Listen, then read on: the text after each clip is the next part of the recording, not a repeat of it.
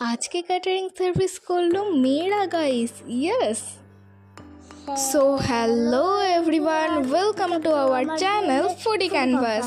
তো আজকে গেছিলাম একটা রিসেপশন ইনভিটেশনে, সেটার খাওয়া দাওয়াই তোমাদের সঙ্গে শেয়ার করছি।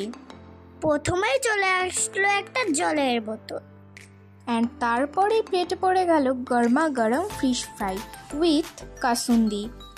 কাসুন্দি দিয়ে ফিশ ফ্রাই খেতে কিন্তু আমার দারুণ লাগে, তোমাদের কেমন লাগে কমেন্টে জানিও। তারপরেই চলে এসেছিল গরমা গরম সাদা ভাত, আর তারপরেই চলে এসেছিল ভেজ ডাল। আর জানি না কেন যখনই যাই আমার কাছে খালি ডালের লঙ্কাটা পড়ে।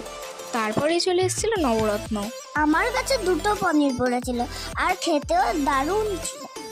আর তারপর চলে এসেছিল কাতলা মাছের কালিয়া, সেটা খেতে ভালো ছিল, মাছটাও ফ্রেশ ছিল।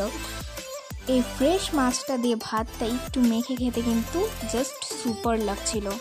আর তারপর চলে এসেছিল আজকে শো স্টপার নরম গরম তুলতুলে মাটন কষা।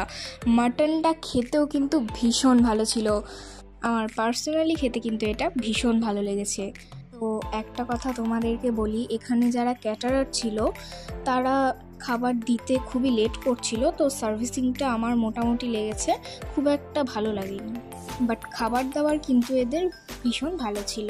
মাংসটা যেমন নরম তুলতুলে, মুখে দিতে গলে গেল।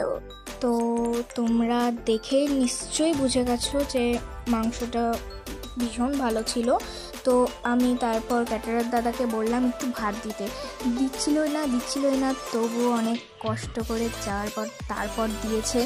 যাই হোক, মাংসের সাথে ভাতটা মেখে খেতে কিন্তু সুপার লাগছিল, আমার তো ভীষণ ভালো লাগে এইভাবে খেতে। তোমাদের কেমন লাগে তোমরাও কিন্তু কমেন্টে অবশ্যই জানিও।